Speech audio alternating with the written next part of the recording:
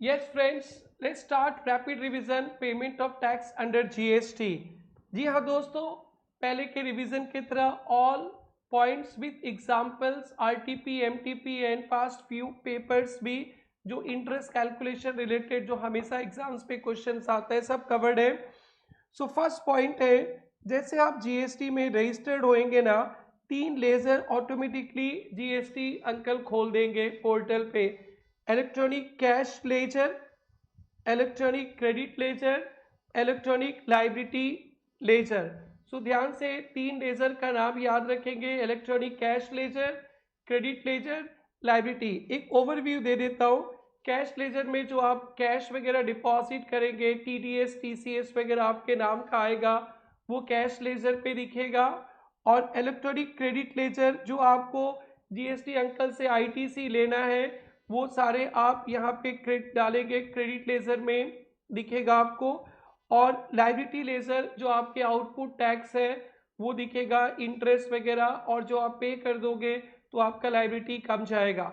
अब जैसे आप सप्लाई वगैरह करोगे, आउटपुट टैक्स लाइबिलिटी बढ़ जाएगा, और पेमेंट कर देंगे तो लाइबिलिटी कम जाएगा। इन तीनों लेजर पे डिस्कशन करना है दोस्तों, और उसके बाद में बढ़िया से इंटरेस्ट पे अच्छी तरह से डिस्कशन। तो सबसे लंबा डिस्कशन इलेक्ट्रॉनिक कैश लेजर है। इलेक्ट्रॉनिक कैश लेजर सिंपल, जो आप कैश डिपॉजिट करते ही आपके नाम पे टीडीएस टीसीएस डिपॉजिट हुआ वो दिखता है। Source deposits and payment made by tax payers cash plus TDS TCS. And ये पीएमटी 05 एक फॉर्म का नाम याद रखेंगे बेटा, पीएमटी 05 ऑन जीएसटी पोर्टल पे मेंटेन रहता है। डिपॉजिट्स का मोड ये इंपॉर्टेंट है, direct question case studies MCQs के लिए बस ध्यान रखेंगे। ये बैंकिंग चैनल के थ्रू ही नॉर्मली डिपॉजिट करना है आपको। जो टैक्स वगैरह जो भी डिपॉजिट करेंगे, बैंक पे जाकर भी ओवर द काउंटर भी पेमेंट हो सकता है, मैक्सिमम 10,000। इसे इंपॉर्टेंट पे रखिएगा। पेमेंट का mode internet banking, UPI, IMPS, credit card, debit card, NEFT, RTGS, ये सारे मोड से internet banking, UPI, IMPS, credit card, debit card, NEFT, RTGS. OTC मतलब ओवर द काउंटर भी जाके डिपॉजिट कर सकते, मैक्सिमम 10,000 पर चालान पर पीरियड। सो आप कैश भी डिपॉजिट कर सकते हो, मैक्सिमम 10,000 पर पीरियड पर चालान। गवर्नमेंट डिपार्टमेंट या कोई रिकवरी वगैरह से पैसा जमा हो रहा है तो वहाँ पे कैश कितना भी जमा कर सकते हैं। सो नेक्स्ट पॉइंट इसमें इंपॉर्टेंट है, मैंडेटरी ऑनलाइन चालान। आपको जीएसटी पेमेंट कैसे भी करो, ऑनलाइन चालान जनरेट करना है, फिजिकल चालान अलाउड नहीं है, इंपॉर्टेंट है।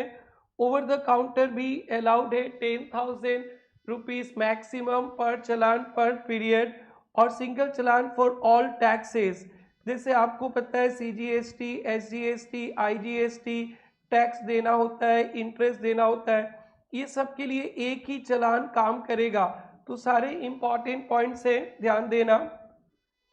जीएसटी पेमेंट के लिए ऑनलाइन चालान जनरेट करना पड़ता है 06 पे and valid for 15 days. Important है एमसीक्यूज के लिए। अभी यहाँ पे एमटीपी जनवरी 25 पे भी आया था। सो चालान जो जनरेट करेंगे वैलिडिटी रहता है 15 डेज के अंदर पेमेंट कर देना है। सर अनरजिस्टर्ड पर्सनस को कभी टैक्स देना पड़े तो कैसे देंगे, ये भी इंपॉर्टेंट है। टेम्प्रोरी आइडेंटिफिकेशन नंबर के थ्रू पेमेंट किया जाएगा अनरजिस्टर्ड पर्सनस का। डेट ऑफ डिपॉजिट्स, कभी चेक वगैरह डिपॉजिट करते तो जिस दिन गवर्नमेंट के अकाउंट में क्रेडिट हुआ, date of credit into government account, जिस दिन गवर्नमेंट के अकाउंट में क्रेडिट हुआ उसी दिन माना जाता है, जिस दिन चेक या पेमेंट दिया वो नहीं। एग्जाम्पल, आपने डिपॉजिट कर दिया 28 जून को, क्रेडिट इनटू गवर्नमेंट अकाउंट 1 जुलाई, तो पेमेंट का डेट मान लिया जाएगा 1 जुलाई। इंपॉर्टेंट है, ध्यान रखना। और फिर से एक इंपॉर्टेंट यूटिलाइजेशंस, ये जो आप कैश डिपॉजिट किए हैं पीएमटी 06 चालान के थ्रू, वो जीएसटी का कोई भी पेमेंट के लिए एप्लीकेबल है। दैट इज टैक्स देना है तो भी कैश डिपॉजिट करो, इंटरेस्ट देना है तो भी कैश डिपॉजिट करो, पेनल्टी देना है तो भी कैश डिपॉजिट करो, फी देना है तो भी कैश डिपॉजिट करो, और एनी अदर अमाउंट। शॉर्ट में याद रखना टिफ्फा, टिफा मतलब tax interest penalty, tax interest penalty fee और any other amount.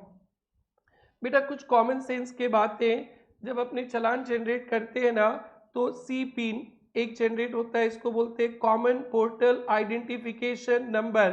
Common portal identification number 14 digits और 15 डेज तक वैलिडिटी है। और CIN चालान आइडेंटिफिकेशन नंबर, तो सी पिन के बाद वो बैंक जिस बैंक से आप पे करोगे तो बैंक का भी 3 डिजिट्स बैंक का कोड प्लस कर देंगे सी पिन पे 3 डिजिट बैंक का, तो CIN challan identification number 17 digits 14 C PIN 3 digits bank का कोड। BRN का फुल फॉर्म याद रखना, bank reference number, so transactions number given by bank for payment of challan, simple. Electronic focal point branch, हर एक authorize bank के कुछ कुछ branches ही ऑथराइज्ड है। SBI का जो ब्रांच GST वगैरह कलेक्ट कर सकता है उसको बोलते हैं electronic focal point branch. One branch पर authorize bank collect GST, PAN India, RBI act EFP for NEFT, RTGS के लिए RBI EFP एक्ट करेगा। तो ये कॉमन सेंस पे था। नाउ बेटा फिर से ये इंपॉर्टेंट, हेड्स इन लेजर, जब बेटा GST का आप पेमेंट करोगे ना तो वहाँ पे मेजर हेड्स मिलेंगे 4, IGST, CGST, SGST और सेस। और हर एक मेजर हेड्स के अंदर 5 माइनर हेड्स मिलेंगे, दैट इज IGST के अंदर tax interest penalty fee others, CGST के अंदर भी tax interest penalty fee others and transfer of balance. Very very very important दोस्तों, आपने IGST में पैसा डिपॉजिट कर दिया, उसको CGST में ट्रांसफर करना चाहते अलाउड है, SGST में ट्रांसफर करना चाहते अलाउड है। आपने टैक्स के नाम पे पैसा जमा किया, गलती से इंटरेस्ट में होना चाहिए, सब अलाउड, इधर का इधर उधर का इधर, सब कुछ अलाउड है। पेमेंट 09 चालान के थ्रू, चालान का नंबर याद रखना, ट्रांसफर अलाउड है। इसमें डिस्टिंक्ट पर्सन का भी कंसेप्ट है जो बहुत इंपॉर्टेंट है, वो भी डिस्कस करेंगे। Transfer between major and minor head allowed PMT 09, transfer within या between major heads minor heads all allowed to correct erroneous deposits, आपने कुछ गलत डिपॉजिट कर दिया था। Transfer to CGST IGST of distinct person, Prerna tutorials Guwahati में भी है, कोलकाता में भी है। सपोज कोलकाता में हमने पैसा ज़्यादा जमा कर दिया था CGST IGST का, वो गुवाहाटी में भी ट्रांसफर हो सकता है। Distinct person provided not allowed if any liability exist, अगर कोलकाता में कोई लायबिलिटी नहीं है, कोलकाता में CGST IGST कुछ ज़्यादा है, उधर कैश में पड़ा है, गुवाहाटी के लिए भी ट्रांसफर हो सकता है। वेरी वेरी इंपॉर्टेंट, इस पे क्वेश्चंस का इंतजार है दोस्तों। SGST नहीं होगा, वो आसाम गवर्नमेंट ममता दीदी को थोड़ी ना देगा, टेंशन नहीं लेना। और डिस्टिंक्ट पर्सन्स के लिए भी अलाउड है, बट जहां से आप ट्रांसफर करेंगे वहां लायबिलिटी नहीं होना चाहिए। दोस्तों इस पे एग्जाम्पल, सभी पॉइंट पे एग्जाम्पल है। पहले MTP January 25, while filing return for the month of November, a firm Vedica and company registered under GST generated e-चालान 5 दिसंबर को e-चालान जनरेट किया through bank. Determine validity of e-चालान for payment of tax 15 days रहता है, तो 5 दिसंबर में 15 डे 20 दिसंबर। अब बेटा छोटे छोटे क्वेश्चंस और एक डिस्टिंक्ट पर्सन्स पे बहुत अच्छा क्वेश्चन रखा हूं मैं, जो एग्जाम पे आया नहीं, ध्यान देना है आपको। मिस्टर ए डिपॉजिट किया 30,000 interest IGST instead of tax, उन्हें टैक्स में डाला था पैसा गलती से interest, so Mr. A can transfer 30,000 interest to tax 8 PMT 09 के थ्रू कर सकता है। Sahil new registrant wants to pay IGST, things only online banking mode allowed, तो बेटा बैंक का पेमेंट करने का मोड लिखना था, internet, UPI, IMPS, credit card, debit card, NEFT, RTGS। Over the counter भी जमा कर सकते हैं, maximum 10,000, both online and over the counter available. तो यहाँ पे ओनली ऑनलाइन मोड है, तो वो गलत हो जाएगा।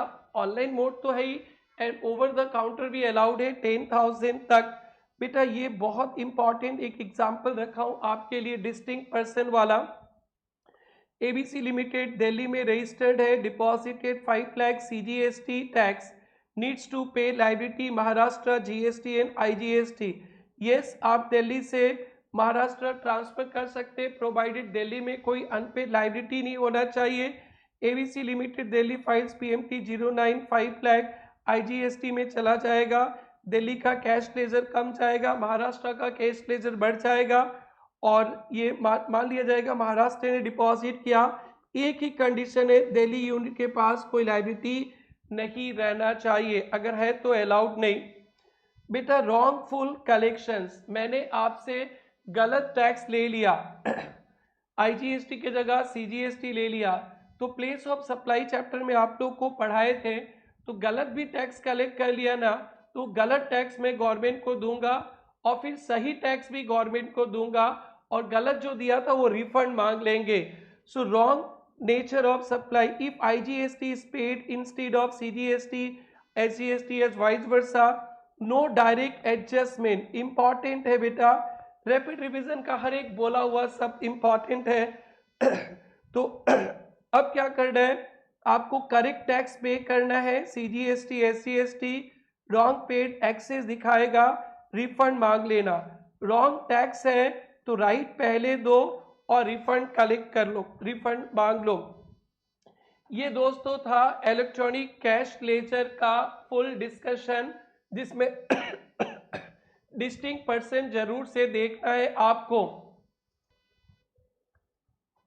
यस, इलेक्ट्रॉनिक कैश लेजर के बाद electronic credit ledger, very very very एक ही पॉइंट है जो इलेक्ट्रॉनिक क्रेडिट लेजर पे self assessed ITC as per return, जो अपने रिटर्न में दिखाएंगे वही आपको आईटीसी दिखेगा, गलत नहीं लेना चाहिए आपको, लेंगे तो इंटरेस्ट मिलेगा, इंटरेस्ट देना पड़ेगा। 53 पे हम लोग पढ़ेंगे, सेक्शन 50 और 3 पे मिल जाएगा आपको।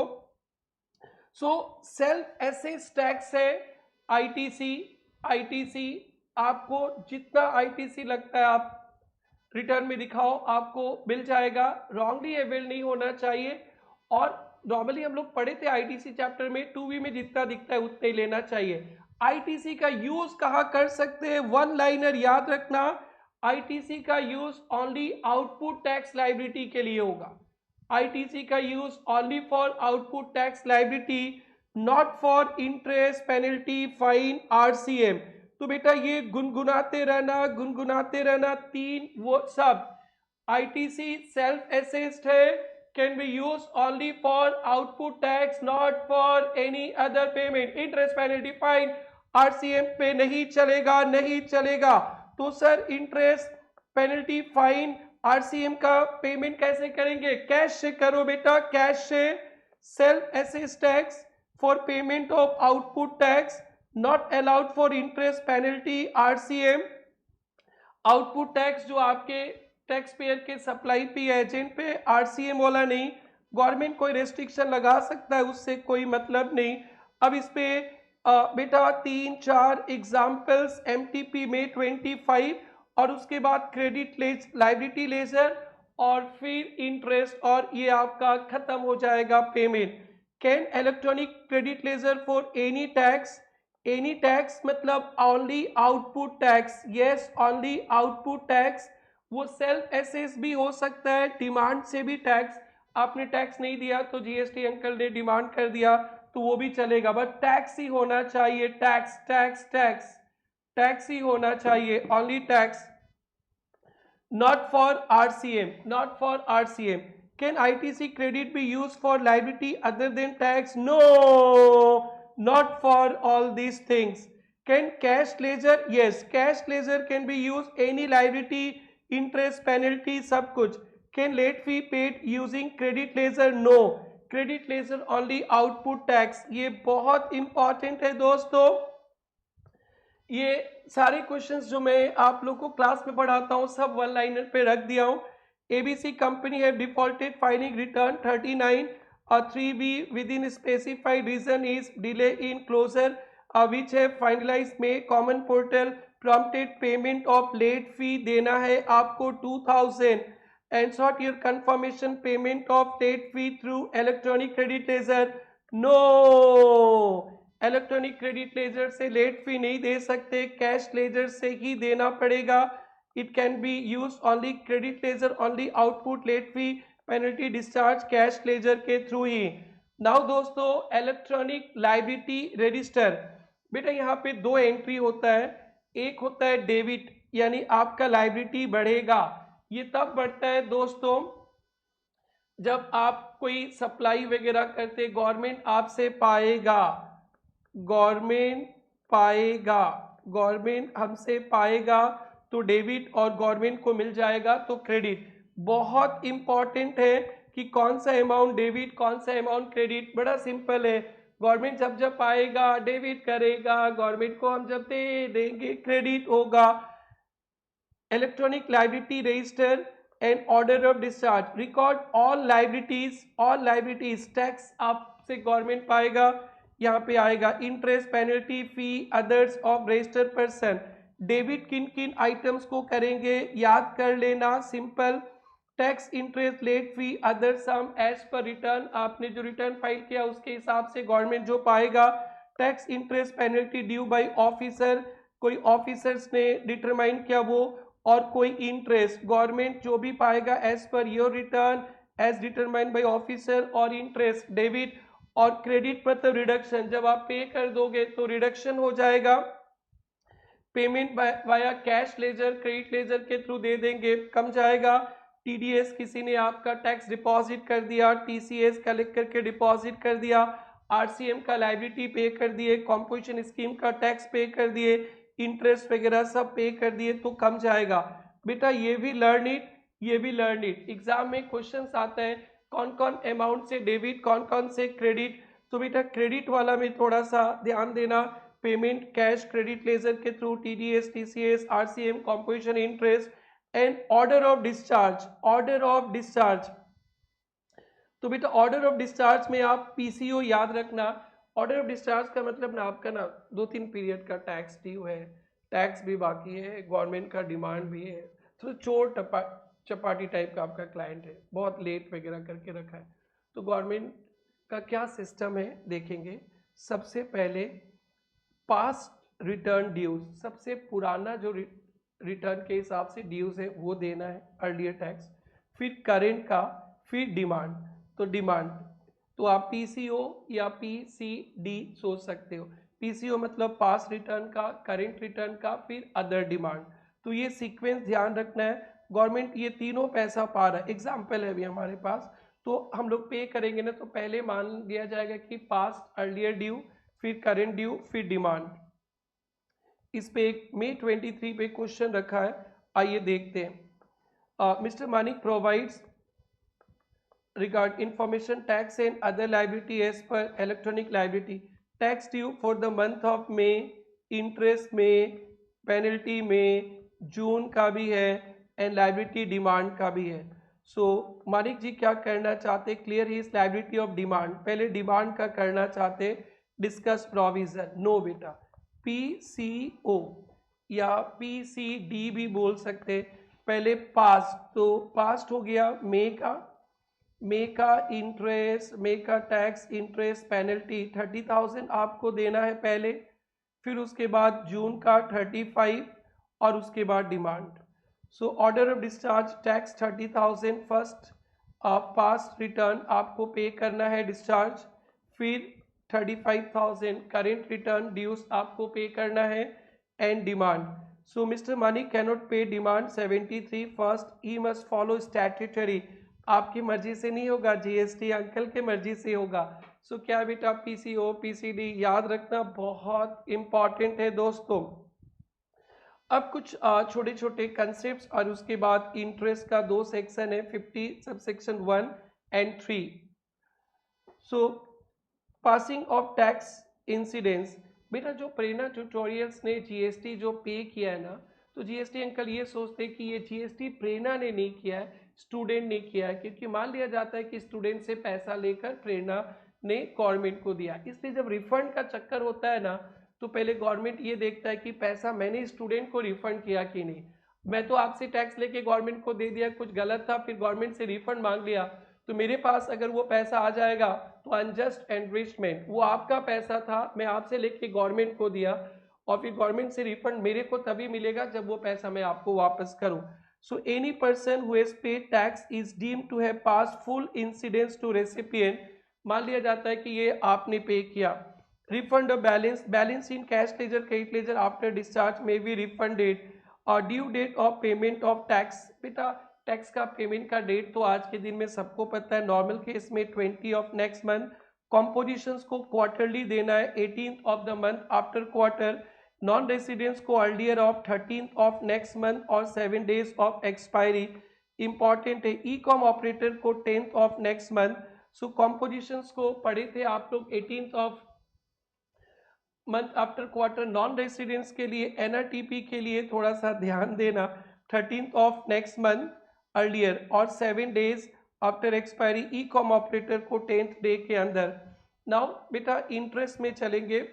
फर्स्ट है सेक्शन 50 सब सेक्शन 1 पे देखेंगे इंटरेस्ट, और आईटीसी गलत वगैरह अवेल कर लिया तो 50 सब सेक्शन 3 पे आ जाएगा। और यहाँ पे रूल 88B डेज वगैरह कैलकुलेशंस, अमाउंट कैलकुलेशंस के बारे में बताएगा। So very very very important for all of you my dear students. So interest 51 का अनपेड टैक्स पे 18% from due date till actual payment. Interest आप लेट पेमेंट करोगे तो इंटरेस्ट का rate 18% per annum from due date. Normally 20 अब the month होता है, सो 20 को दे दिए तो ठीक है, 21st को दिए तो एक दिन का इंटरेस्ट टिल एक्चुअल डेट। और रिटर्न फाइल कभी कभी लेट करते हैं और कोई प्रोसीडिंग्स नहीं हुआ, सो कैश पोर्शन पे आपको कैश पोर्शन पे ही इंटरेस्ट देना है। ये बहुत इंटरेस्टिंग वाला टॉपिक है दोस्तों। नॉर्मल इंटरेस्ट 18% पर एनम, और अगर रिटर्न लेट फाइल किए और कोई प्रोसीडिंग नहीं हुआ तो कैश पोर्शन पे आपको इंटरेस्ट देना है। कैश पोर्शन पे से आपका टैक्स बना 10,000 और आईटीसी ले लिए 8,000, सो कैश जमा किए 2,000। नॉर्मल केस में तो 10,000 लिखा है दोस्तों, 10,000 पे इंटरेस्ट। अगर आप लेट रिटर्न फाइल किए तो ऑन 2000 पे इंटरेस्ट लगेगा, और ऑन टाइम रिटर्न फाइल के बाद में लग रहा है कम दिए तो आपका ग्रॉस अमाउंट फुल अमाउंट पे लगेगा। एग्जाम्पल्स पे ध्यान देना। इसमें दो बातें और देखना, return file on time but short payment interest on gross, वही डेट इज 12, डेट इज यहाँ पे 10,000 पे, यहाँ पे 2,000 पे। Cash already deposited in ledger, अपने कैश डिपॉजिट कर दिया 20 के पहले पर रिटर्न फाइल किया बाद में, नो इंटरेस्ट अगर कैश लेजर में सफिशिएंट बैलेंस है। तो पहले इस पे कैश लेजर का बैलेंस पे क्वेश्चंस नहीं आया, मैं इसको समझा देता हूँ और उसके बाद वो कैश और क्रेडिट लेजर वाला बताऊंगा। तो एक बार इंटरेस्ट का क्या सिस्टम है भाई, इंटरेस्ट अगर रिटर्न ऑन टाइम डाला, कम टैक्स दिया है तो ग्रॉस अमाउंट पे इंटरेस्ट लगेगा 18% from due date till payment. अगर रिटर्न लेट जमा किया तो कैश अमाउंट पे लगेगा, प्रोवाइडेड आपके अंदर कोई आपके अगेंस्ट कोई प्रोसीडिंग स्टार्ट नहीं हुआ। प्रोसीडिंग स्टार्ट हो गया तो ग्रॉस अमाउंट पे। अगर आप रिटर्न 20 तारीख के बाद ही लगाए बट टैक्स वगैरह पहले जमा कर दिए और सफिशिएंट है तो नो इंटरेस्ट। ये एग्जाम के लिए नया टॉपिक है, थोड़ा ध्यान देना आप लोग दोस्तों। Cash deposited before due date, देखिए आपका अगस्त का आउटपुट टैक्स 50,000 था, आपका ड्यू डेट 20 सितंबर सबको पता है, कैश 18 को ही जमा कर दिया था और 50,000 तक था। रिटर्न फाइल किया late but no interest because already पैसा कैश लेजर पे है। Cash deposited after due date 50,000 tax था, 20 सितंबर को ड्यू डेट, 25 को डाला है तो बेटा 5 दिन 21, 22, 23, 24, 25 कैश में कुछ नहीं था, सो इंटरेस्ट 18% 5 डेज का। 5 डेज का 21 से 25 123 कैलकुलेटर में कैलकुलेट करके देख लीजिए। 50,000 पे 18% divided by 365 into 5 1 2 3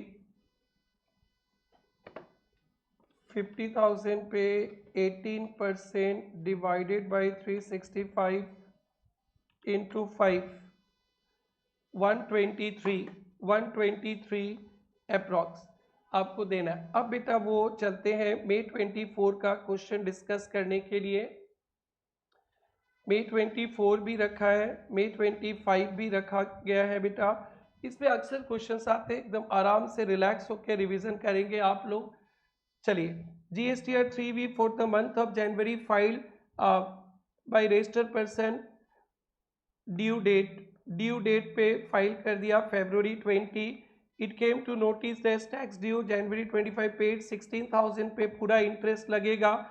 16,000 paid cash ledger credit ledger के थ्रू 20 मार्च को। सो 20 मार्च को तो सिंपल 16,000 पे 18% आपका 20 फरवरी डेट था। सो फरवरी में 8 डेज और मार्च में 28 डेज का इंटरेस्ट, 28 डेज का interest 16,000 return on time file कर दिया था आपने। 28 डेज का 16,000 पे 18% इंटरेस्ट। और first question, you are required to calculate interest हो गया। Give the effect of 3B for the month of January had filed belatedly. आपने रिटर्न लेट फाइल किया, वाह दोनों पॉइंट इसमें आ गया। रिटर्न लेट फाइल किया तो ओनली कैश अमाउंट जो 12,000 था 12,000 पे इंटरेस्ट लगेगा। तो ये रूल ऑफ थंब याद रखना, रिटर्न फाइल ऑन टाइम और कोई रिटर्न फाइल ऑन टाइम तो ग्रॉस लाइबिलिटी पे, और रिटर्न लेट फाइल किया तो कैश पोर्शन पे। इफ नो प्रोसीडिंग, कोई प्रोसीडिंग स्टार्ट हो गया तब तो मोए में कर देगा। और ध्यान रखना कैश पहले जमा कर दिया तो नो इंटरेस्ट।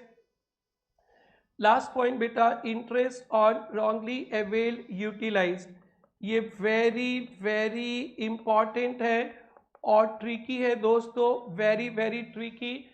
इसलिए आप लोग आराम से एक गिलास पानी पी लो, सर हाफ गिलास पानी पी लो और बहुत बढ़िया से बहुत सारे एग्जाम्पल से इसको मैं एक्सप्लेन करने वाला हूँ। ये section 50 sub section 3 very important और आपको ध्यान देना है। सो चलिए देखते हैं, interest wrongly availed and utilized. बेटा यहाँ पे आईटीसी रॉन्गली अवेल्ड और यूटिलाइज का मतलब समझिए। बेटा रॉन्गली अवेल्ड का मतलब रिटर्न में जीएसटी रिटर्न भरते समय मैंने आईटीसी दिखा दिया। मोटर कार पे आईटीसी, मैंने कार खरीदा इंस्टीट्यूट के लिए, वहाँ पे जीएसटी था वो दिखा दिया, वो तो अलाउड ही नहीं है। तो पोर्टल में दिखा दिया और दिख रहा है जीएसटी अंकल से मैं कार का जीएसटी आईटीसी लेने वाला हूँ, उसको बोलते हैं अवेल्ड। और यूटिलाइज का मतलब होता है मेरे स्टूडेंट्स का टैक्स पे करना था तो वो कार मोटर कार वाला जो जीएसटी था उससे एडजस्ट कर लिया तो उसको बोलते हैं यूटिलाइज्ड। ओनली पोर्टल में भी दिखा के रखा है कि आईटीसी लेना है तो उसको बोलते हैं अवेल्ड, नो इंटरेस्ट। और जब मेरे को आपके स्टूडेंट्स के फी पे टैक्स देना था तो वो कार वाला जीएसटी से एडजस्ट कर लिया तो यूटिलाइज्ड। तो रॉन्गली अवेल्ड एंड यूटिलाइज्ड होगा तो ही आपको इंटरेस्ट देना है। और एक अच्छा बात, जब इंटरेस्ट कैलकुलेट करेंगे ना, जीएसटी अंकल का दिल ना बहुत बड़ा है। जब मेरे पास आईटीसी करेक्ट वाला भी है रॉन्ग वाला भी है और मैं यूज किया ना तो अंकल पहले बोलेंगे आपने करेक्ट वाला यूज किया, तो पहले करेक्ट वाला खत्म हो जाएगा फिर बाद में रॉन्ग वाला यूज किया एंड अकॉर्डिंगली इंटरेस्ट लगेगा। यस, दो बातें मैंने बोल दिया। मैं ऐसे दिखा दिया कि आईटीसी लेना है तो उसको बोलते हैं अवेल्ड और टैक्स पेमेंट का समय एडजस्ट कर लिया यूटिलाइज, अब इंटरेस्ट लगेगा। और कब माना जाएगा यूटिलाइज, पहले देखेंगे कि जो मैंने आईटीसी लिया करेक्ट वाला से कितना लिया, पहले करेक्ट वाला से ले लो फिर बचेगा तो मान लिया जाएगा रॉन्ग वाला से। अगर करेक्ट वाला ही बहुत बैलेंस था तो आपको इंटरेस्ट ही नहीं लगेगा क्योंकि यूटिलाइज नहीं माना जाएगा। एग्जाम्पल से देखना। Interest only if both availed and utilized. Interest from the date of utilization date से रिवर्सल या पेमेंट, जिस दिन यूटिलाइज किया उस दिन से लेके रिवर्स या पेमेंट के डेट 18%। यूटिलाइजेशन टेस्ट याद रखना ITC first taken from correct ITC, पहले मान लिया जाएगा करेक्ट आईटीसी से लिया, उसके बाद wrong. ITC deem to be utilize when electronic credit ledger balance falls below wrong ITC and कितना utilize wrong ITC minus ECL balance. इसको आपको ना प्रैक्टिकल के लिए याद नहीं रखना है, आपको इसको याद रखना है, पहले आईटीसी करेक्ट वाला से लिया फिर रॉन्ग वाला से। डेट ऑफ यूटिलाइजेशन, कब आपने यूटिलाइज किया, ये इंपॉर्टेंट है, एमसीक्यूज के लिए भी ध्यान देना। अगर आपने रिटर्न फाइल किया है रिटर्न के थ्रू तो ड्यू डेट और एक्चुअल फाइलिंग, आपका रिटर्न का ड्यू डेट है से 20 सितंबर और आपने रिटर्न फाइल किया 21 सितंबर, तो अर्लियर तो मान लिया जाएगा 20 सितंबर को आपने यूटिलाइज किया है। अगर रिटर्न आपने 18 सितंबर को डाल दिया तो मान लिया जाएगा 18 सितंबर को यूटिलाइज किया। इंपॉर्टेंट, अदर केस में जिस दिन debit in ECL, unutilize wrong ITC, wrong ITC utilize नहीं किया तो इंटरेस्ट नहीं देंगे। और wrong IGST, IGST wrong utilize किया है कि नहीं वो देखने के लिए आपको तीनों का बैलेंस देखना है, क्योंकि आईजीएसटी के लिए आईजीएसटी भी यूज होता है, CGST, SGST. Consider total ITC balance, IGST, CGST, SGST, not IGST alone, cess excluded. तो बेटा ये तो very very very important exam के लिए हर एक पॉइंट को मैं एक्सप्लेन करने वाला हूं। आइए एक बार थ्योरेटिकल डिस्कशन को रिपीट कर देता हूं मैं। ITC wrongly availed and utilized है तो ही आपको इंटरेस्ट देना है 18% from the date of utilization till the date of reversal payment. Utilization का डेट क्या है बेटा, अगर रिटर्न फाइल का डेट और due date whichever is earlier, और अदर केस में डेबिट इन ईसीएल। और बेटा ओनली अवेल्ड किया, यूज नहीं किया, नो इंटरेस्ट। और बेटा आईजीएसटी रॉन्ग यूज किया ना तो देख लेना सीजीएसटी एसजीएसटी में बैलेंस था तो भी आपको छोड़ दिया जाएगा, कॉम्पेंसेशन सेस नहीं देखना है। और सम्स करते समय ये देखना कि जब भी हम लोग आईटीसी लेंगे पहले करेक्ट वाला माना जाएगा फिर उसके बाद रॉन्ग वाला। सो इसको समझाने के लिए ये देखिए, टोटल आईटीसी इन इलेक्ट्रॉनिक क्रेडिट लेजर, इसको बोलते अवेल, टोटल 50,000 है, रॉन्ग 10,000 है तो करेक्ट 40,000। अब मेरे को आउटपुट टैक्स देना था 32,000 तो 32,000 दे दिया तो अभी भी बैलेंस 18। ये 32,000 पहले कहां से लिया, फर्स्ट करेक्ट से लिया, तो 32,000 आपका तो करेक्ट 40,000 बैलेंस था, अभी भी 8,000 है। अब आपने रॉन्ग से यूटिलाइज नहीं किया तो आपको कोई इंटरेस्ट नहीं लगेगा। वेरी वेरी सिंपल वे में प्रेजेंट कर रहे हैं।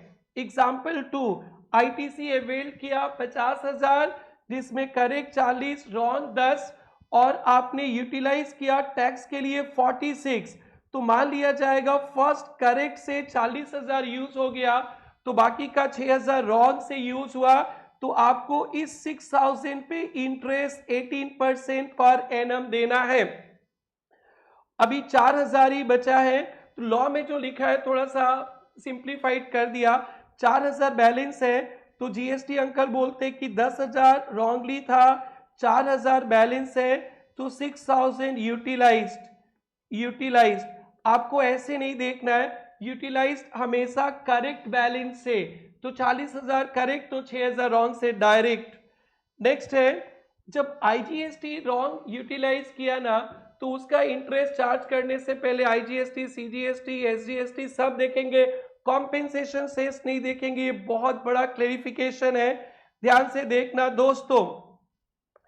आपके टोटल आईटीसी इन ECL, IGST, CGST, SGST, IGST 40,000, CGST 5,000, SGST 4,000 तो 49,000 है, जिसमें रॉन्ग है 15,000 आईजीएसटी का तो करेक्ट हो गया 34,000। Okay, now ITC utilize 30,000 utilize किया, तो 30,000 यूटिलाइज पहले करेक्ट से माना जाएगा, करेक्ट से माना जाएगा। 30,000 करेक्ट है, जिसमें सीजीएसटी एसजीएसटी सब चलेगा, सेस नहीं चलेगा, नो सेस। तो 30,000 तो इधर से यूज किया, तो आपने यूटिलाइज नहीं किया, रॉन्ग। 15 का 15, नो इंटरेस्ट। फिर से सेम एग्जांपल 49,000, जिसमें 38,000 यूटिलाइज कर दिया, तो 34,000 करेक्ट था, 15 रॉन्ग, तो 34 तो यहां से यूज हो गया, और 4,000 रॉन्ग से यूटिलाइज हुआ। इस 4,000 पे आपको इंटरेस्ट लगेगा इस 4,000 पे। तो अंकल ऐसे बोले थे 15 माइनस 11 4, तो आपको मैंने एकदम सिंपल तरीका बता दिया, इस पे क्वेश्चंस नहीं आए हैं, जरूर से आपको देखना है। बेटा एमटीपी में 25 लास्ट क्वेश्चन, आप लोग इंटरेस्ट पे और आउटपुट टैक्स वाला पे इलेक्ट्रॉनिक इलेक्ट्रॉनिक क्रेडिट लेजर वाला केस स्टडीज देख के जाना, हिटलिस्ट क्वेश्चंस आते हैं। Ranjan avail ITC 1 lakh for the month of June. The output tax liability was June nil. Is intra-state output tax liability जुलाई का 5 lakh, intra-state output supply 5 lakh है excluding GST. He utilized avail ITC of output for the month of July. While filing 3B, Mr.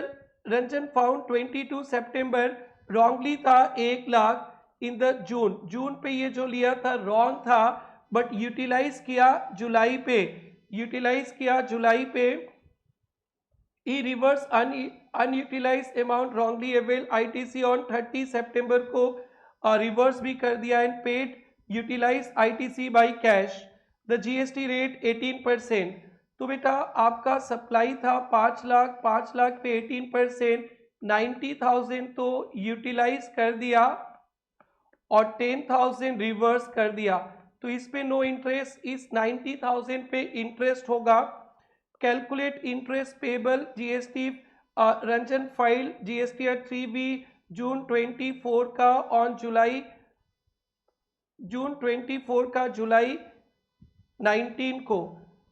तो आप लोग utilise कब मानेंगे, utilise तब मानेंगे आपका रिटर्न का डेट, ड्यू डेट और एक्चुअल रिटर्न का date, whichever is earlier 19 July, and 3B for the month of 24 was filed 25th August 24.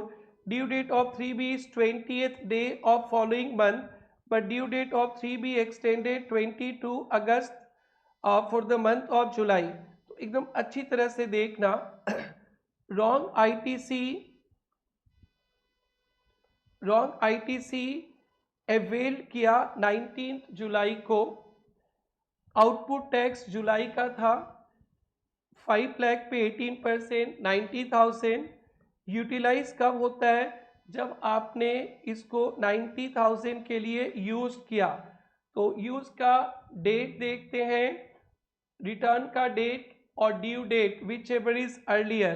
तो देखते हैं जुलाई का रिटर्न, जुलाई का रिटर्न फाइल 25 अगस्त, पर ड्यू डेट था 20 day of following month, but due date extended 22 August. तो 22 अगस्त को यूटिलाइज्ड हुआ, तो 22 अगस्त से 90,000 पे इंटरेस्ट और 10,000 पे इंटरेस्ट नहीं। सो डेट ऑफ यूटिलाइजेशन 22 अगस्त, अर्लियस्ट ऑफ ड्यू डेट 22 अगस्त और फाइलिंग 25, और कब तक रिवर्स किया 30 सितंबर को। तो 23 अगस्त से 30 सितंबर 39 डेज पे 18% इंटरेस्ट।